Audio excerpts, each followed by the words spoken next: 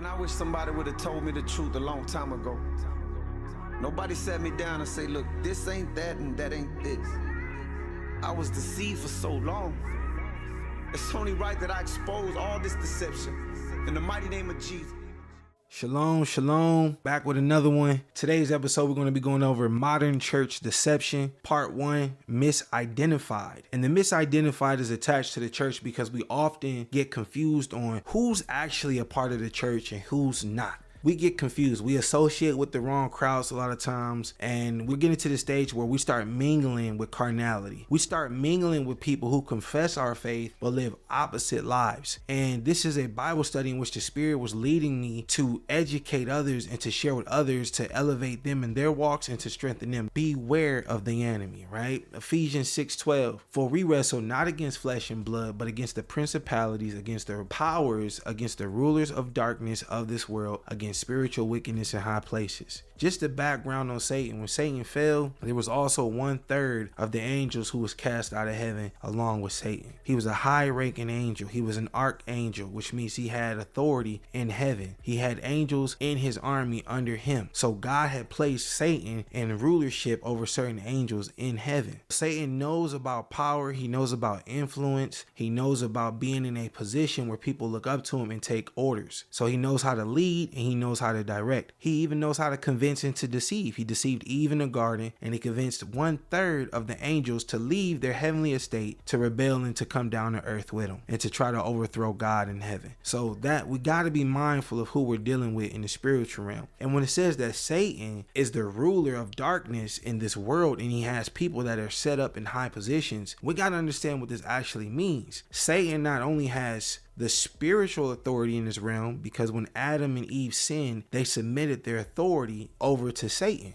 So Satan by default became the ruler, or by sin became the ruler of this realm. That's why if we're not under Christ or in Christ, then we're under the power of carnality, sin, flesh, death. Death has power over us. That's why there is no middle ground. There is no neutral. It's either you're in Christ, which represents life, or you're plagued with death because of the sin that Adam and Eve committed. And this is why we are born into sin. We are fallen beings looking to be reborn through Christ. When the scripture says that Satan has authority and he has people in different positions in high places, spiritual wickedness, but also physical places as well. Satan being the ruler of this world, which is, I believe, quoted twice in the scriptures when it says the prince of the air, that means he's the ruler of this realm. He has authority in this realm, but God gave him this authority. So it is a limited amount of power and he's restricted. He has to have permission from God when he does things. So he's not allowed to move on his own accord. Everything still has to go through the approval of God. But when we say that he has rulers and he has people in position, what does this mean? What are the different areas of life that affect human beings? We're talking religion, we're talking education, we're talking government, we're talking entertainment, we're talking medical, we're talking legal, we're talking justice, we're talking finances, and all of these systems. When you're talking about CEOs, when you're talking about founders, when you're talking about presidents, when you're talking about named partners and investors, most of these people, and I would say majority of these people, are under the influence of the ruler of this realm. And you might say, hey, that's a bold statement to make, but scriptures don't lie. When the Bible says that the world hated Christ, and if they hated the master, they should also hate his understudies. So if the world at that time hated Christ and they were leading or taking people away from following Christ, what do you think the world is trying to do now? And what do you think the systems that are in place attached to this world, what do you think those systems are trying to do? It's the same thing. Nothing has changed. There's nothing new under the sun. It may look different, it may speak different, but the agenda has never changed. 2 Corinthians 11:14. And no wonder, for Satan himself is able to transform into an angel of light. So in many translations it says, and don't be surprised. We're not surprised, for we understand that Satan is able to transform into an angel of light, which is a twofold statement, because angels are able to take on the form of humans. And how do I know this? Because the scripture says, be careful how you treat people, because you never know if you're entertaining angels. So it's not like angels just walk around saying they're angels. They look like human beings to us. A lot of times we're unable to discern or decipher between what we're actually entertaining.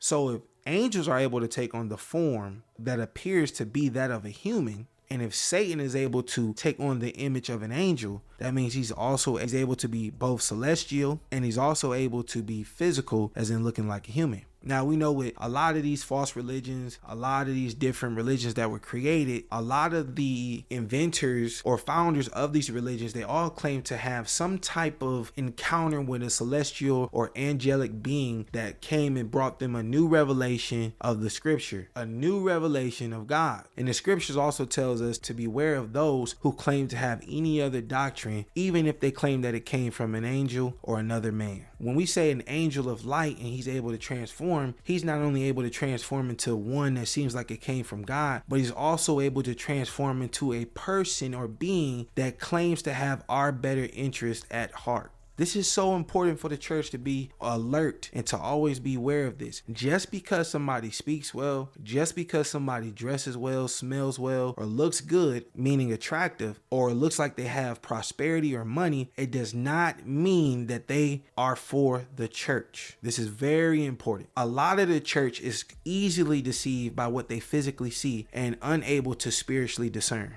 Matthew 7:15. Beware of false prophets who come disguised as harmless sheep, but are really vicious wolves. Again, we see the nature of the enemy in the disguise of people who claim to be ministers or agents of God. Prophets are supposed to be the ones who used to intercede on the behalf of humans or would give a revelation from God to humans. And in this situation, as we're looking in this scripture, we see beware of false prophets. So there are people who are claiming to be prophets or claiming to come on behalf of God or standing in the office of a messenger of God, and they're misleading the people. Their intentions are impure and they're trying to steal, kill, and destroy. Now, these people are not just wearing they're not wearing jackets, shirts, and red horns and claiming that they're of Satan. No, they're coming to be messengers of light, which means wisdom, provision, prosperity, help, assistance, knowledge, education. They're coming in a form to help better you, or they're coming in a form of a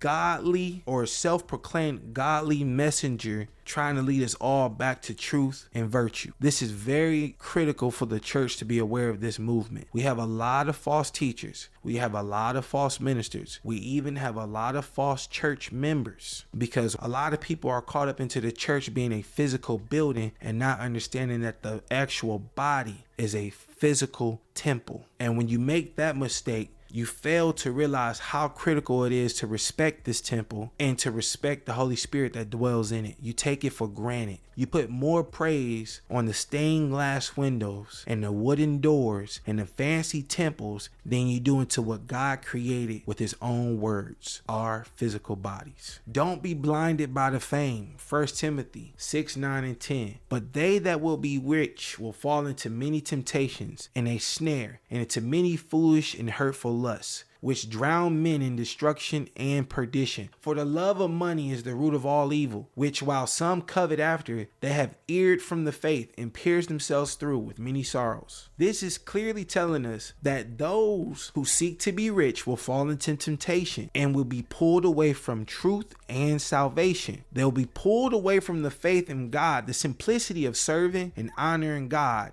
and put upon themselves the burdens of trying to obtain, maintain, to keep, and to prosper their own riches. And if you notice something, rich people are not really happy. And I'm not talking people who are successful. There's a difference in being successful and being rich. When we're talking about rich, we're talking about the people who have platforms and the ability to travel the world, the platform to influence trends and to influence large groups of people and of the population. These people are often on drugs, on alcohol, sex addicts, in lustful situations, or in idolatry, where they're being idolized or they're idolizing something. These people are living a life of covetousness where they covet more and more. Greed. If you want to notice something and you want to ever see if it's really of God or not, a lot of famous people, when they're no longer hot or famous, they don't know how to handle life. They're so addicted to the fame, the attention, the glamour, and everything that comes with it that when they're no longer in the spotlight, they don't know how to handle it. A lot of them get depressed, they become suicidal, they become addicts in some type of substance abuse because they became addicted to the fame, and without the fame, they didn't really have any identity or self-worth that they remembered or realized. Matthew 19:24. And again I say to you, it is easier for a camel to go through the eye of a needle than for a rich man to enter into the kingdom of God.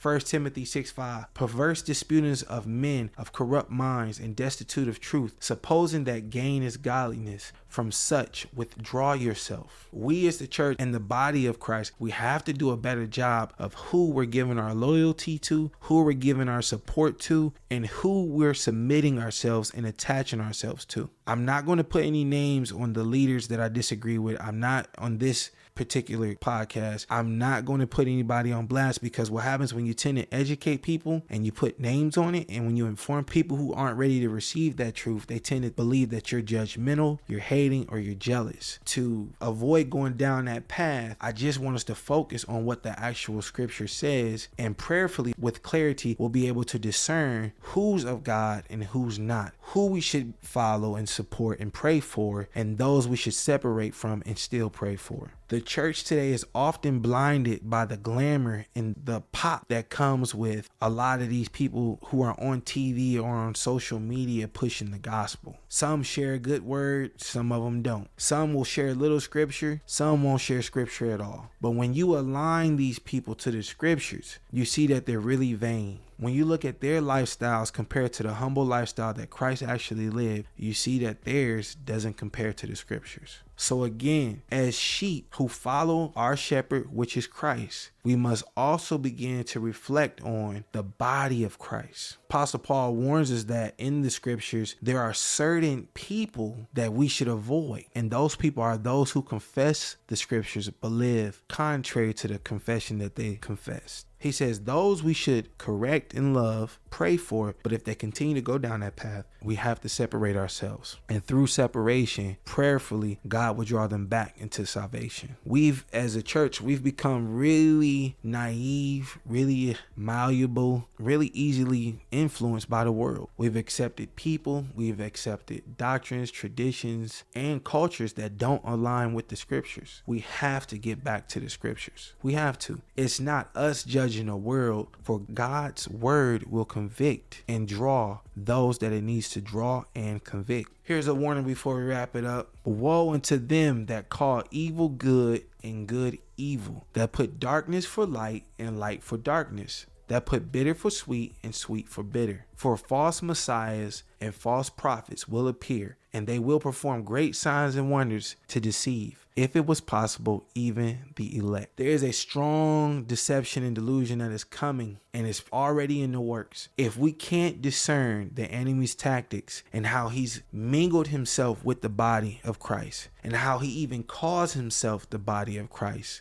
but he operates much differently than what the scriptures actually say. He says scripture with his mouth, but he walks differently with his legs. This is something that we need to watch for as the church. I'm not saying to cut people off. I'm not saying we should hang people out to dry. What I'm saying is we need to hold people accountable. We shouldn't easily give the title Christian to any and everybody. We shouldn't easily fellowship with everybody who says they're Christian. We shouldn't easily attach ourselves to leaders who truly aren't walking in the power or the anointing or the scriptures. Every man who says he's a man of God isn't. Every woman who says she's a woman of God isn't. Every pastoral or spiritual leader who says that they are anointed or called isn't. This is why the scripture says, test every tree and see what fruit that it bears. Test every spirit that you come in contact with and identify the spirit. It's not judging, it's using spiritual discernment and righteously dividing the truth.